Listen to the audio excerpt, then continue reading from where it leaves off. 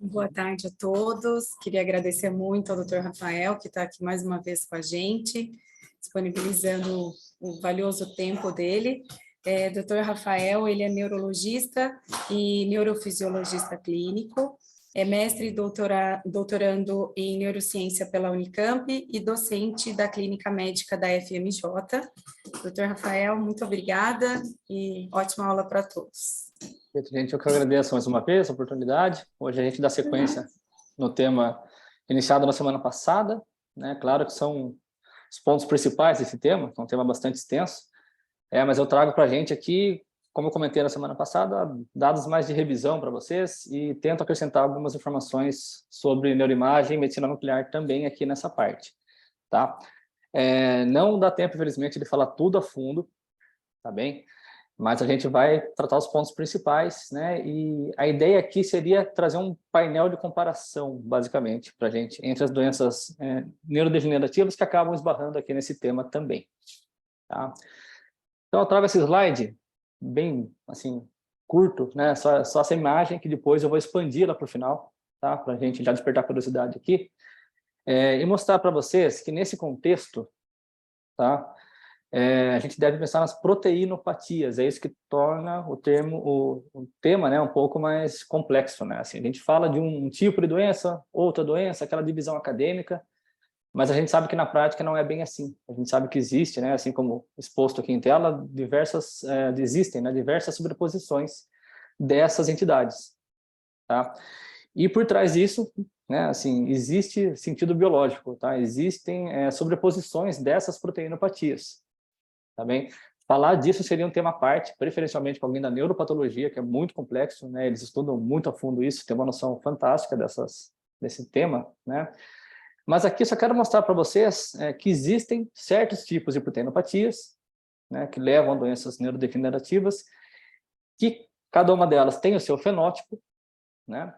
E a evolução em cima disso recente veio, né, na avaliação, lógico, avaliação clínica, claro, neuropsicológica, né, neurológica geral, mas também avaliação de biomarcadores, tá, que não são definidores, mas que por definição, né, ou pelo menos idealmente, são exames com uma alta acurácia, tá, com sensibilidade e especificidade acima de 80%, né, para a gente considerar que é um biomarcador interessante naquela avaliação. Então, lembrando que semana passada, né, não falei exatamente de DA, claro, porque o tema são demências não Alzheimer, mas a gente comentou sobre, por exemplo, demência com corpus de Levy, o DLB aqui, né, na tradução em inglês, tá? Lembro que eu comentei com vocês, né, que a demência com corpus de Levy é essencialmente uma alfa-sinucleinopatia, né? E nós temos também a demência relacionada à doença de Parkinson, por exemplo, né? E a gente sabe também que existem casos de Levy, de Lewy, assim, que têm características que também lembram demência de Alzheimer. Então, nós temos essa sobreposição, por exemplo. Com certeza, a gente vai ter pacientes na prática que preenchem, né, esse espaço aqui da sobreposição. A gente já teve, a gente vai ter, né? E também, aí sim, entrando no tema de hoje, outras proteinopatias, tá? O tema principal dessa aula é a demência frontotemporal, sem dúvida nenhuma. Semana passada, lembra que foi vascular, né? Levy. E hoje a demência frontotemporal, e claro que a gente vai acabar falando de afasia primária progressiva, que é um tema complexo também, mas eu vou trazer pontos básicos só para a gente, né, solidificar isso. Então, lembrando, né, da proteinopatia amiloide e proteína tau, que claro que vocês já conhecem bem a questão da demência de Alzheimer, alfa-sinucleinopatias, e aqui também entram proteínas, outras, né, como FUS, alguns falam assim, e a TDP-43.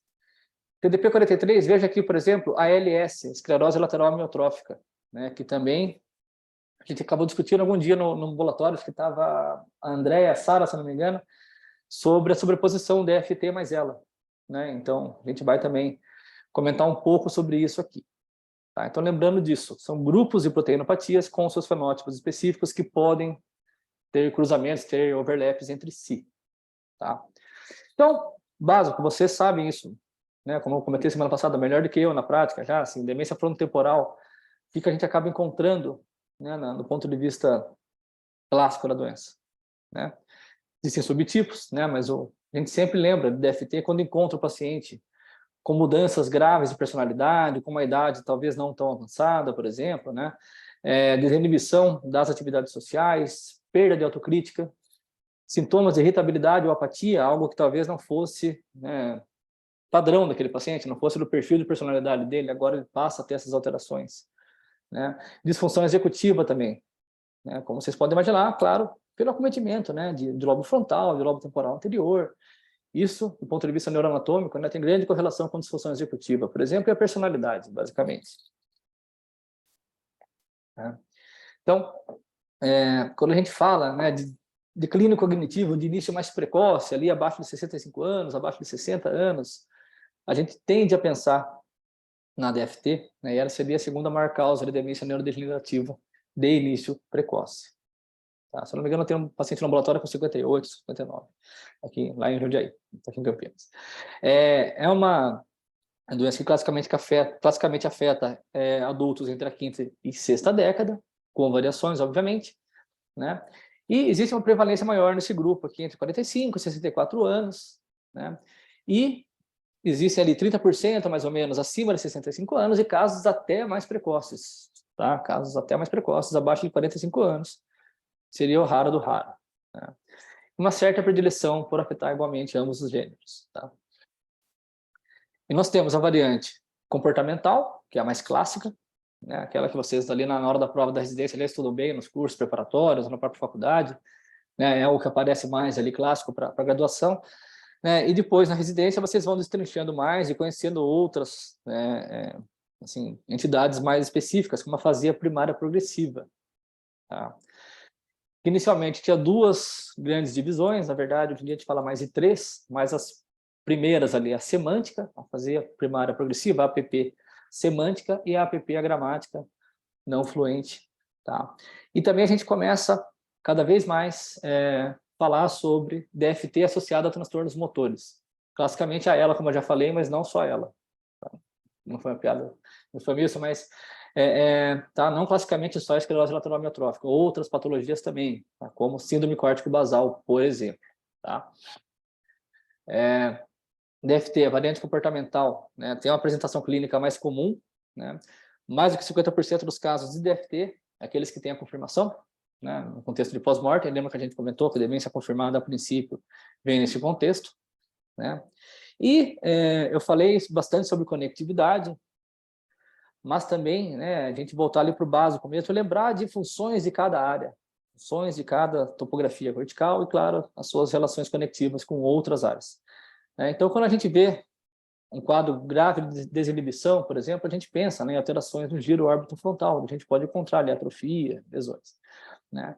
Perda de empatia, descrição também, com alterações especialmente no giro subcaloso, apatia, giro pré-frontal medial, símbolo anterior, tá, aquela relação com o tálamo, né, símbolo anterior. Só para dar um exemplo em paralelo, às vezes pacientes com cefalopatia de Wernicke e Korsakoff tem uma apatia importante ali, né, e eles costumam ter lesões no núcleo dorsal talâmico anterior, que faz conexão com o símbolo anterior, por exemplo.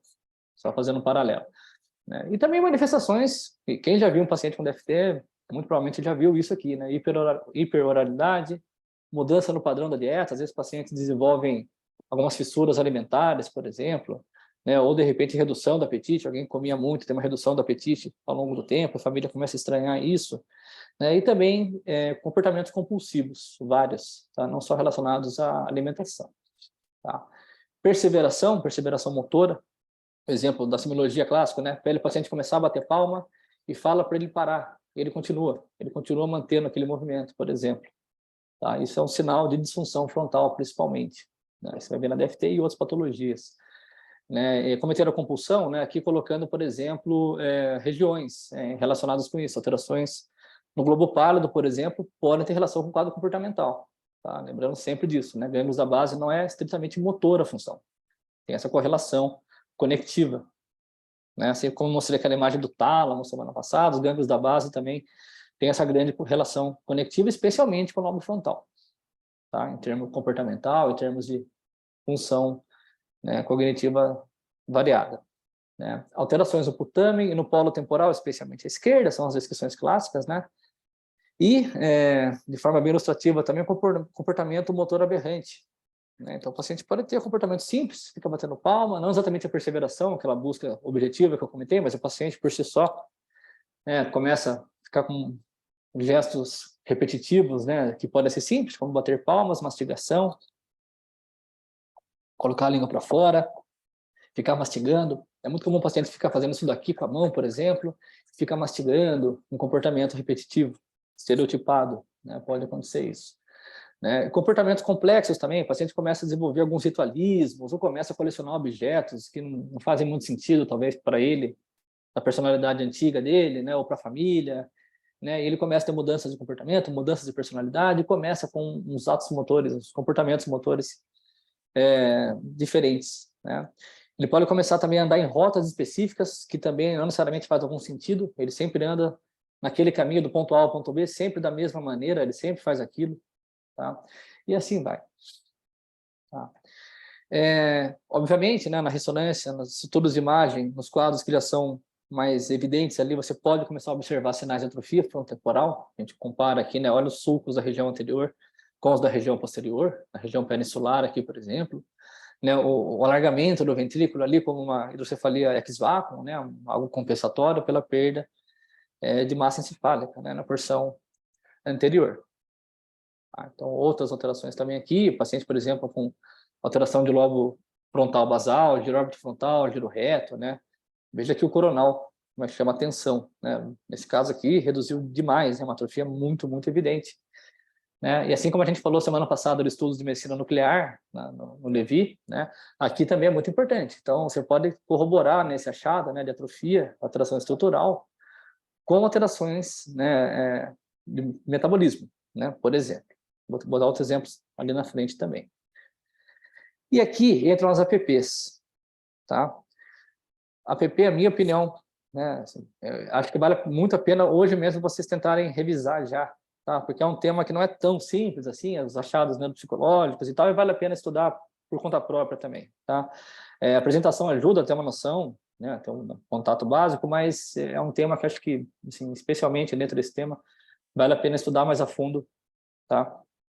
Por vocês, tá bom? Estudar, procurar vídeos de pacientes, né? Isso ajuda bastante. Eu não coloquei muito aqui por conta do tempo e a conexão nem sempre funciona bem. Então, né, eu digo, na região que eu estou aqui, então eu preferi não colocar vídeos para hoje, mas eu posso até mandar links para vocês depois. Tá? Então, na fase primária progressiva, um aspecto muito importante é a anomia, por exemplo, anomia para objetos. Então, testes básicos que a gente faz, né? Por exemplo, existem testes padronizados, né? Mas aquele teste de abelha-leite que a gente faz, mostrar uma caneta, um relógio, um óculos, né? Esse paciente consegue nomear aquilo, né? Começa a chamar atenção também a perda de compreensão do significado de palavras, tá? Especialmente para palavras não tão utilizadas na rotina, né? Então, os livros dão esse exemplo, por exemplo, de girafa versus cachorro versus cão. O que você fala mais, o que você ouve mais na prática, né? Na rotina, eu digo. Então, né, começa a ter essa perda de compreensão para palavras de baixa frequência, claro que no avançar, né, da doença começa a ter para palavras também rotineiras, né? Tem essa descrição de que quando o lobo frontal direito é mais acometido, as alterações comportamentais podem predominar em relação às alterações descritas acima, mas isso é variável, tá? E muitos pacientes podem começar com a APP, né? E ali, mais ou menos 5 a 7 anos, começa a ter, sim, sobreposição com a variante comportamental. Eu digo assim, a APP não está embutida só na proximidade com a DFT. Eu vou mostrar ali também que existe a variante logopênica, que pode, por exemplo, ter mais relação até com demência de Alzheimer. Tá? Então, alguns pacientes começam com o quadro da APP, muitas vezes, e aí, sim, no decorrer do tempo, eles vão evoluindo com outras alterações, né? E isso também, do ponto de vista estrutural, vai ficando mais evidente. Tá? Então, essa aqui é uma imagem do contínuo. Um contínuo não é o último, tá? sobre esse tema, mas eu acho essa imagem aqui bastante ilustrativa, assim, bastante fácil de ver, então eu mantive ainda do penúltimo, tá? Porque manter as mesmas informações e achei que a ilustração aqui estava legal, né?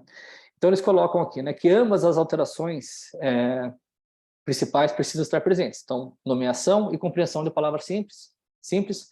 Lembra que eu comentei sobre as palavras inicialmente de baixa frequência, depois isso vai mudando, né? E também você tem alguns critérios de suporte ali, né? Como, por exemplo, disgrafia, dislexia, né? O uso, por exemplo, de objetos pode começar a chamar atenção, especialmente para objetos com baixa familiaridade, o paciente desconhece muito aquilo e também não tem a mínima ideia de como se utiliza, né? Então fica naquilo.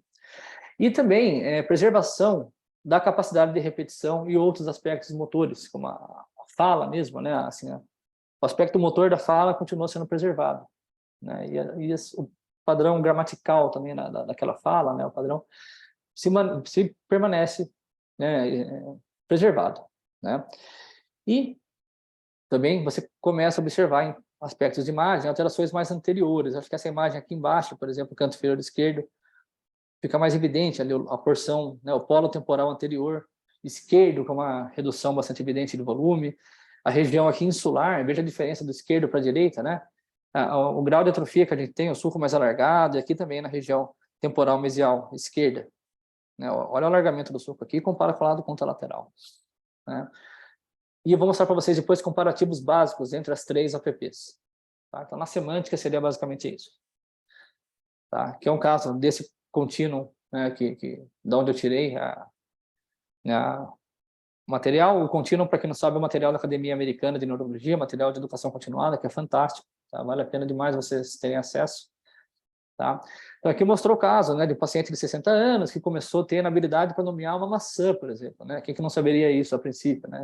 Então, ele começou com essas alterações, né? E depois ele passa a ter ali também uma dificuldade de reconhecimento de faces, prosopagnosia, por exemplo, que, claro, a gente pode ver, né, na atrofia cortical posterior, na demência de Alzheimer, mas nesse caso aqui ele começa também a apresentar nesse contexto de evolução. Tá? Ele já vinha apresentando algumas alterações, né, dificuldades para nomeação também. E com o avançar do acompanhamento do caso, eles mostram também que ele tinha hiperoralidade, né, e uma necessidade de lamber as pessoas, um comportamento completamente fora do padrão social, por exemplo. Então, começa a ter algumas alterações. Tá? Na verdade, aqui diz que ele começou primeiro com dificuldade para reconhecer, né, a face, 3 anos anteriormente, né, e depois começa com dificuldade de nomeação, e aí sim, na evolução, passa a apresentar um comportamento, né, mais aberrante. Então, lembra sempre disso, por isso que vem nesse espectro ali, né? Existe também a APP não fluente gramatical, né? O paciente passa a ter a fala não fluente, aqui que chama mais atenção, né? Tem uma produção reduzida de palavras, a fala é não fluente, tem dificuldade de encontrar essas palavras, você vê que ele está pensando muito, forçando bastante para tentar conseguir liberar algo, né? E quando começa a falar, ainda assim, a produção de palavras, né, assim, né, é não fluente, né, a produção da sentença. Fazem muitas circunlocuções, balbuciam bastante. Tá? A compreensão aqui tende a ser preservada, um aspecto muito importante também.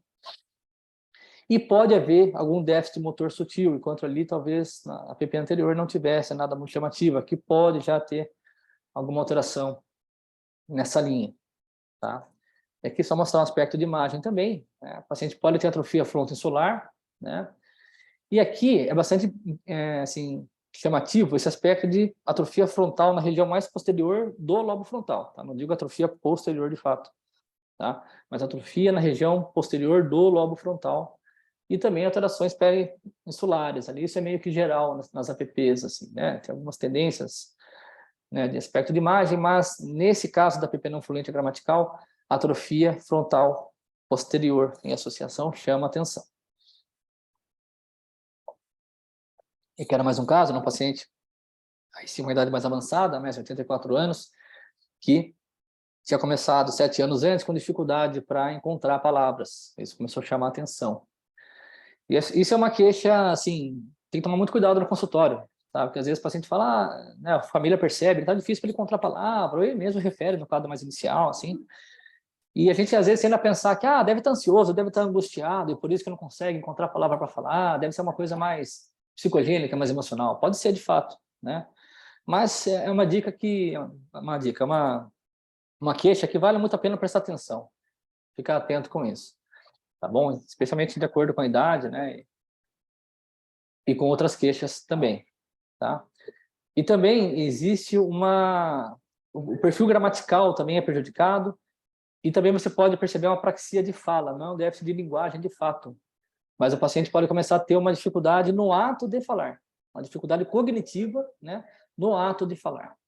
Então, isso é bastante importante, tá? E depois dessas duas descrições clássicas, né, surgiu a descrição de uma terceira entidade, que foi a APP logopênica. Tá? Ela tem uma certa tendência de ser uma taupatia. Tá? Então, ter por trás ali depósitos de proteína tal, e daí que vem tal hiperfosforilado, e daí que vem, né, a correlação maior ali com demência de Alzheimer em comparação às outras APPs com a DFT. A gente vai rever isso aqui no final. Tá bem? E aqui nessa app existe diferença, né, dificuldades, né, para encontrar as palavras, dificuldades da fala espontânea, nomeação, né. Isso aqui também é importante. A repetição de sentenças e frases é acometida, tá? Então isso pode chamar atenção para a app logopênica, tá? A gente pode apresentar também, observar também erros fonológicos, né, na fala e na nomeação, tá? E ausência de agramatismo chamativo. Isso começa a te ajudar a diferenciar da variação ali, né, da parte gramatical, da linguagem, a primeira app que eu mostrei, da segunda, né? A segunda app que eu mostrei, tá bom? Então, como comentei com vocês, vendo em aula não é tão simples de entender logo de cara, mas lembrem dos pontos principais, tá? Estudem isso novamente, tá bom? E procurem vídeos também, que acho que ajuda bastante, fica bem mais claro daí, tá? Rever a matéria e rever na prática. Tá? Então, isso aqui eu acho que é legal para a gente começar a guardar, né? Então, o aspecto, né, assim, topográfico, né, das apps, né? Então, aqui, vermelho, né, na app a gramática não fluente, é o cometimento mais frontoinsular, região da área de Brocal, que tem a ver com as alterações especificadas, né? Patologia, você pode ter, por exemplo, uma taupatia relacionada, né? Na variante semântica, lembra que eu mostrei ali a primeira imagem, né, que tinha uma atrofia de polo temporal anterior bem evidente ali, né? Então, aqui no roxinho, né, seria isso, tá? Então, geralmente, mais à esquerda do que à direita, especialmente no paciente destro, né, onde tem o hemisfério dominante contra lateral, né, 95% das vezes, essa proporção varia, mas, né, a grande maioria, a absoluta maioria dos pacientes destros tem a área de linguagem, o hemisfério dominante, né, assim, contra lateral, né? Então, aqui, nessa imagem é importante a gente ver isso, né? E na app logopênica, onde você pode ter uma relação maior, veja aqui, ó, com uma proteinopatia amiloide, daí a grande correlação, né, com a demência de Alzheimer, você pode ter, né, alterações, atrofias, mais aqui nessa região temporoparietal, aqui no giro angular, por exemplo, supramarginal, o lobo temporal médio posterior, né? Então isso também pode começar a te ajudar, porque não tenha dúvida que na prática é difícil pra caramba diferenciar pelo aspecto clínico, pelo aspecto neuropsicológico, né? Às vezes tem muita sobreposição, né, clínica, né? Então a imagem pode te ajudar nesse sentido também, tá? Em termo medicamentoso, talvez não tenha muita influência para a gente isso, quanto clínicos, né, assim, quanto médicos, mas para, por exemplo, reabilitação neuropsicológica, é importante caracterizar, tá? Então, tem essas importâncias, tá? Não é firula, simplesmente. Tem importância no tratamento multidisciplinar depois também, tá? Aqui é uma imagem de um artigo recente do Contínuo, 2023 ou 26, tá errado aqui, isso é recente agora, tá? Mostrando, né, como você pode pensar, raciocinar em cima disso, tá? Então deixei para vocês, só para depois a gente rever, tá? Vocês estudarem em casa também. Então, como você pode observar, se o paciente tem agramatismo, né, um déficit motor na produção da fala, um déficit, né, algo mais a produção mesmo pelo aspecto motor, você pode pensar na variante agramatical não fluente. Se não há isso e tem compreensão preservada, talvez variante semântica, né?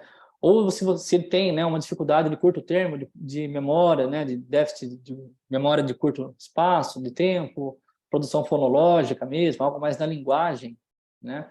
Você pode pensar na variante logopênica. Então, só um esqueminha ali, né, de um artigo recente, 22 a 23, se eu não me engano, tá?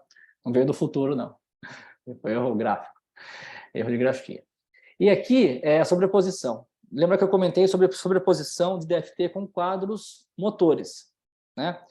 E o carro-chefe aqui é DFT mais ela, tá? Mas pode também existir, tem relatos ainda mais raros de DFT com degeneração córtico-basal ou síndrome córtico-basal, tá? Então, a estatística, né, variada também, mas cita isso, né, que a DFT pode ser encontrada em associação com ela em mais ou menos 15% dos pacientes, também não é pouco. Tá? Então, principalmente naquele paciente que tem um quadro de doença neuromotor, lembrando que ela, né, a doença que mistura, né, síndrome de primeiro neurônio motor com segundo neurônio motor, tá? Na região do corno anterior da medula, especificamente, né, onde você pode ter degeneração do trato córtico-espinhal, isso pode ser visto, inclusive, na ressonância, na tatografia, por exemplo, tá? Você pode encontrar um quadro estritamente motor, um paciente com cognição completamente normal, apesar da evolução motora dele grave em poucos anos, infelizmente, né? Mas alguns pacientes passam a apresentar, ou começam até antes com o quadro motor, né?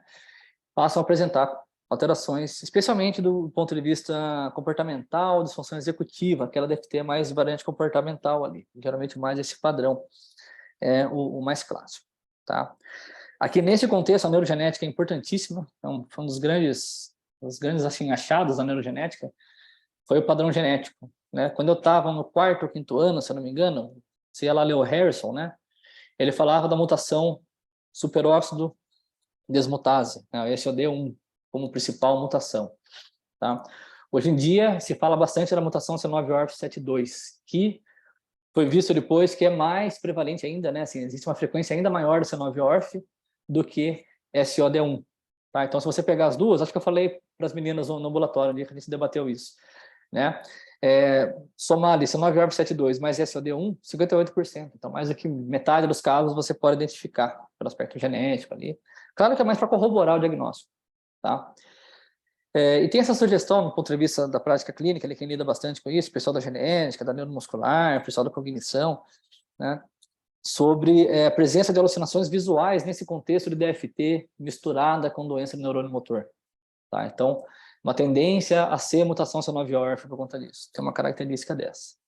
Tá? Tem colegas que estudam especificamente daqui, é super interessante, é um mundo à parte. Tá? O pessoal que trabalha bastante com a genética. Tá bom?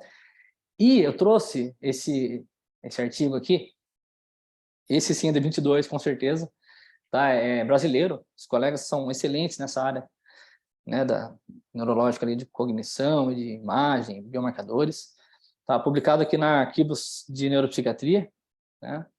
E eles trazem a imagem que eu coloquei ali para vocês no começo. Então a ideia era expandir, só gerar curiosidade, né? Falando das proteinopatias. Então lembrando mais uma vez, né? Proteinopatias tau e amiloide, alfa-sinucleinopatias e outras aqui, TDP-43, PAS e a tau isoladamente, né? Em alguns casos, por exemplo, como na PSP. Quando a gente fala de demência no Alzheimer, claro que a gente vai esbarrar em Parkinson de novo, né? Em PSP, em degeneração córtico-basal. Se eu tivesse mais tempo, eu falaria um pouquinho mais, mas a gente vai dar uma lapidadinha básica ali, tá? Na hora que eu mostrar alguns aspectos diferenciais, tá? Olha ali. Então, FDG-PET. Lembra que eu comentei semana passada sobre o hipermetabolismo na região posterior, no Levi, né, que ajudava a caracterizar. Só para a gente ir para cá, né?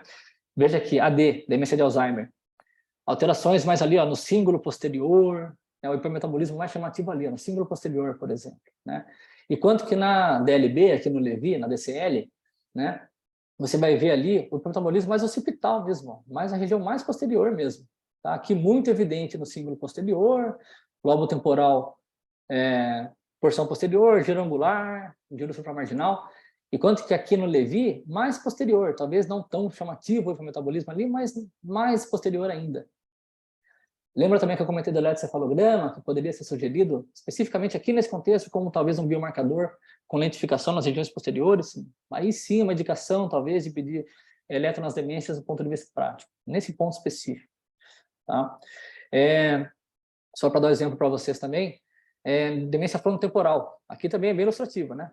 Veja que um paciente BV, né, Behavioral Variant, né, paciente com demência frontotemporal variante comportamental, com um baita hipermetabolismo na região frontal e temporal anterior. Está pintadinho aqui, ó, tá bonito para ver, né, do ponto de vista acadêmico. Tá? Então, a gente consegue ainda destrinchar a parte clínica, a parte neuropsicológica e tentar pedir exames que são tidos como biomarcadores, né, para poder caracterizar. Tá?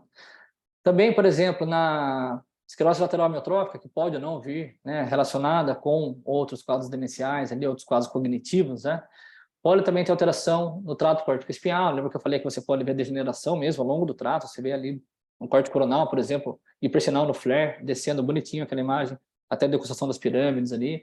Você pode ver hipersinal nisso. E o DTI, a tatografia, mostrando redução, né, daquele trato ali, daquele aspecto. Então, só para dar um exemplo, tá? Vou deixar para vocês, se quiser eu posso mandar os slides depois, vou deixar a imagem para vocês e vale muito a pena ler esse artigo, tá?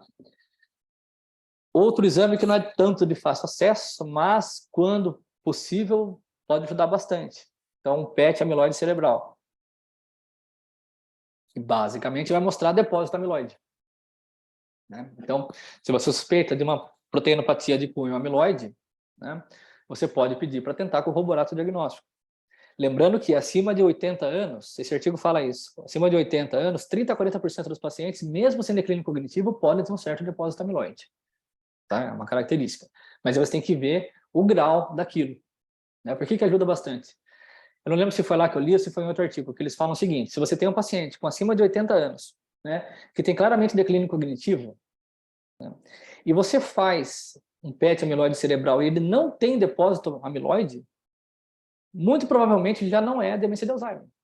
Tá? Por quê? Se um paciente que não tem declínio cognitivo, acima de 80 anos, já pode ter um depósito amiloide, 30% a 40% ele já pode ter, e você tem um paciente acima de 80 com declínio cognitivo claro, e você faz o PET amiloide e você não encontra depósito, muito provavelmente não é demência de Alzheimer, talvez seja outra alteração, né? Outra proteinopatia, demência de Alzheimer ou outras, né? Proteinopatias do cunho amiloide ali, né?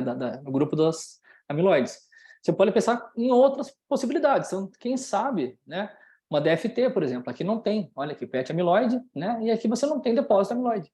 Você tem depósito de outras proteínas que estão gerando lesão neuronal, né? Então, proteína FUS, por exemplo, TDP43, né? Então você pode começar a ajudar a destrinchar. O difícil é que o acesso não é tão fácil, mas quando você tem condição, né? A depender do quadro, pode te ajudar a caracterizar, tá bom? CBS aqui, né, é síndrome córtico-basal. A síndrome córtico-basal é uma taupatia, né, uma taupatia, veja ali onde ela está, no meio ali do tau e amiloide mais tau, e ela pode ter, né, nesse contexto aqui, depósito amiloide, porque ela vai ser uma patologia mista ali, ou pode ser simplesmente uma taupatia. Então, o PET amiloide cerebral não vai mostrar depósito ali, tá bom? Então, o que existe de bastante complexo na neuropsicologia, ali na avaliação, de repente, o aspecto de medicina nuclear pode te ajudar bastante. Claro que aqui é uma imagem totalmente que foi para o trabalho, foi para o paper, né? Então, assim, claro que é bem ilustrativo isso. Deve ter sobreposições na prática também, que não deve ser fácil de caracterizar, tá? Mas tem essa forma da gente pensar, tá? Quando a gente fala desse grupo de doenças, né, de hoje, não tem como não falar de parkinsonismo, né? E aqui, estudos que façam marcação DOPA, vamos falar assim, bem básico, né? Vão te ajudar também. Então, por exemplo, né, demência com corpus de Levy, olha os gânglios à base aqui. Se eu faço um estudo com TRODAT, por exemplo, um SPECT que vai avaliar, né, assim, sinapses dopaminérgicas ali, com marcador de DOPA, né? Na demência com corpus de Levy, pode ser uma redução evidente aqui, né? Enquanto que com a demência de Alzheimer, por exemplo, o paciente pode ter zero parkinsonismo. Os gânglios à base estão ali brilhando, sinapses dopaminérgicas preservadas, tá? Enquanto que aqui na demência da doença de Parkinson, na demência com corpus de Levy, eu posso ter, né, redução. Estou tendo uma degeneração ali que está levando à redução de sinapses dopaminérgicas, né? Lembra que PSP é um grande diferencial da doença de Parkinson, Parkinson Plus, ali, né? É uma nome está sendo revista, né? Mas é o Parkinson Plus, né? E você olha aqui também no estudo, né, com avaliação DOPA, ali com TRODAT, por exemplo, também você pode ver redução, né, de sinapses dopaminérgicas. Então, você pode fazer o PET-DOPA, o DAT-SPECT, né, fica nesse grupo, tá bem? Degeneração córtico-basal também. Uma das características da degeneração córtico-basal é, possivelmente, presença de parkinsonismo, né? Então, também você pode ter correlação. Enquanto que na DFT, né, a DFT mais ela, por exemplo, como na imagem aqui à esquerda, eu posso ter nada de parkinsonismo, muito pouco. E aqui está brilhando. Está sendo repetitivo para a gente guardar mesmo, tá bom? Então você pode começar a fazer esse painel também, quando há recurso, né? E olha que legal essa parte. Vamos voltar lá para a semana passada. Lembra que eu falei da cintilografia? com MBG, cintilografia miocárdica, né? Olha aqui, TDP-43, FUS, né? Tal, amiloide mais tal. Lá embaixo, ó, preservado. Preservado. Alfa-sinucleinopatias, onde entra ali, né? Especialmente a demência com corpos de Levy, você pode ter uma redução aqui também, especialmente aqui, tá? Por denervação simpática pós-ganglionar. Digo assim, dentre as alfa-sinucleinopatias pode te ajudar também, né, a investigar, mas veja como é que ajuda a diferenciar do restante já, né? Assim, lembrando que nunca é, mais uma vez, nunca é pão, queijo, né? Mas no contexto todo, no painel todo de avaliação, você pode começar a direcionar a tua possibilidade diagnóstica. Tá bem? Aqui, eu gostaria de falar, talvez algum dia, quem sabe, um pouco mais sobre degeneração córtico-basal, mas lembrar disso, são pacientes que começam a ter alterações, muitas vezes assimétricas, que podem começar a evoluir com parkinsonismo, que confunde muitas vezes na prática, né, com mão alienígena, isso é muito, muito importante. Eu vou mostrar ali um exemplo ilustrativo, né, do que seria a mão alienígena. Pacientes que podem ter déficits corticais sensitivos, então você testa, né, por exemplo, grafia no paciente, pode fazer aquele teste de estereognosia, por exemplo, né, com objetos, ou lembra aquele teste, vai desenhar na mão, o que eu escrevi na sua mão com o olho fechado? Eu escrevi, né, você fez um número 1 aqui, fiz um número 3. Né, às vezes o paciente com degeneração córtico-basal pode perder isso, ele pode ter alterações, né, de interpretação cortical sensitiva, né, distinção sensitiva e assim vai. Ao mesmo tempo que ele pode começar a ter uma mão alienígena, distonia, parkinsonismo, às vezes hiperreflexia, o paciente começa a ter degeneração cortical e gânglios da base, degeneração córtico-basal, né? Daí que vem o nome. Geralmente ele começa entre 50 a 60 anos, 60 a 70 anos, varia um pouco. A última vez que eu li falava sobre idade próxima de 63 anos, com um prognóstico ruim, infelizmente, 6 a 8 anos, óbito após o diagnóstico, né, por complicações clínicas, especialmente infecção, nenhuma novidade para vocês, né? E a gente lida todo dia com isso, tá? Então, pode ter essas características, é também um diagnóstico diferencial importante nesse contexto, é uma taupatia, basicamente, que pode ter sobreposição com outros aspectos. Então, mais uma vez, repetitivo, mão alienígena, distonia, parkinsonismo, déficits corticais sensoriais e presença de mioclonia também, muito importante, e apraxias. Apraxia. Tá? O paciente vai referir dificuldade para utilizar objetos corriqueiros para ele, a família percebe que ele está com dificuldade para escovar o dente, porque ele não sabe, por exemplo, mais utilizar a escova, né? Não sabe colocar a roupa de forma correta, não sabe utilizar um botão, tá? E em quadros mais avançados, pode começar a ter apraxia orolingual, que a gente diz. Então, dificuldades de deglutição, né, de alimentação, não simplesmente por déficit motor, é por questão apráxica. O ato de deglutir vai sendo perdido. Então, é muito comum também esses pacientes terem quadros, assim, com desnutrição, necessidade de suplementação e assim vai. Tá? Então, bastante interessante. Acho que deu para falar rapidinho, só para a gente não passar muito por cima. Então, aqui vai o vídeo.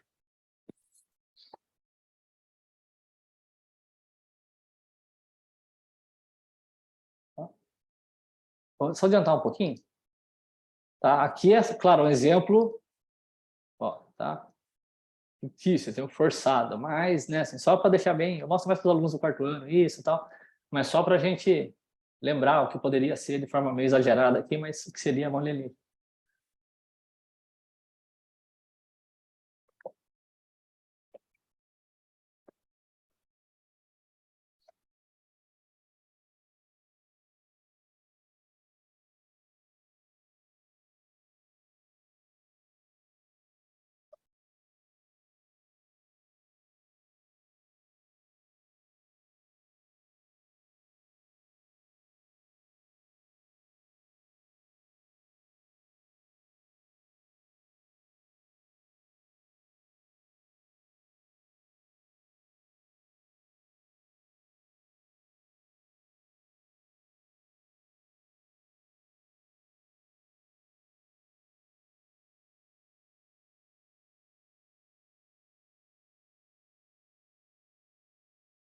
Enfim, pelo tempo aqui, né, assim, só para mostrar, como se a mão tivesse vida própria, entre aspas, tá? Então, Por essa desconexão pode acontecer esse desbalanço de funções reguladoras interhemisféricas, questões assim, é bastante complexo a fisiopatogenia disso. Ninguém sabe explicar exatamente muito bem por quê, tá? Mas vai de um pouco de perda de automodulação, vamos dizer assim, entre as regiões corticais, tá? E só um paralelo da semana passada, né? Eu digo assim, pontos específicos que a gente pode ter, né, para pensar em começar a jogar na mente aquele painel ali, né? Então, quando presença de mão alienígena e outras alterações que eu falei, lembrar bastante da possibilidade de DCB ou SCB, síndrome corticobasal ou degeneração corticobasal, tá? Demência com corpos de Levy, alucinações visuais bem formadas, lembra disso, né? Transtorno comportamental sono REM, é o mesmo vídeo da semana passada, se não me engano, acho que é. Mas o paciente agindo durante o sonho. Ele deveria ter atonia na fase de sono REM, ele continua se mobilizando e de repente está sonhando com algo de ameaça. Só sendo repetitivo mesmo. Olha lá, né? O paciente está brigando, discutindo, se defendendo de alguma coisa. Você imagina o risco de acidente disso, né? Para o paciente e para o parceiro. Tá? Enfim, a gente já viu semana passada. Vamos avançar, né? Lembra que eu falei que não tem como a gente não falar dos diferenciais da doença de Parkinson também? Lembra que eu falei que o PSP também estava citado lá, entre as possibilidades, né, com uma taupatia também? Então, lembra, né, taupatia clássica, né, Alzheimer, PSP e degeneração corticobasal. Sinal corrugador é um sinal semiológico ali que a gente pode observar, né, o paciente fica com essa fronte, né, contraída, nesse padrão, tá? Sinal do beija-flor é um achado bastante clássico também, se tem uma atrofia anteroposterior, principalmente na porção mesencefálica ali, pode gerar esse aspecto, tá? Se você olha no sagital, parece um beija-flor ali, hummingbird sign, que eles comentam, na rádio. Né? A MS vai entrar no diferencial do Levy, do Parkinson, né? É mais estritamente um quadro, não estritamente, né? É mais predominantemente um quadro motor, né? Mas que também, claro, pode começar a ter alteração cognitiva no decorrer da doença. Né? Se você já viu algum paciente com MS, você vai perceber isso também, que ele, né, muito provavelmente vai ter alguma alteração cognitiva também. Então fica nessa dificuldade para diferenciação. Né? E você pode pedir ressonância para tentar investigar e encontrar esse sinal do halo putaminal, onde você pode ter essa intensidade aqui nas regiões dos gânglios da base, o SWI. Se eu conhecer o SWI, pode ajudar bastante, por exemplo, a te caracterizar a presença desse sinal. Tá? E sinal da cruz no MS tipo C. O paciente tem esse hipersinal, se você olhar aqui no T2, por exemplo, né? Esse hipersinal das fibras cruzadas pontinas. Então, como não é determinante, mas você pode, né, de acordo com o quadro, ir puxando pontos específicos que podem te ajudar a caracterizar também. Tá bom? Se eu não me engano, para hoje, acho que era basicamente isso. Tá? Eu falei de priônicas semana passada, não quis iludir ninguém, acabou não dando tempo. Seria muita coisa, eu acho, para falar. A priônicas não é exatamente nesse grupo, né? Entraria mais ali em demências rapidamente progressivas, do ponto de vista acadêmico ali, mas é um tema legal também. A gente pode ver depois se vale a pena a gente combinar algo a mais. Tá bom? Então, basicamente é isso. Tema difícil, bastante coisa, né? Mas eu quis trazer bastante imagem para ficar na cabeça de vocês todos. Tá bom? Obrigado mais uma vez. Quem tiver dúvida, a gente está aqui.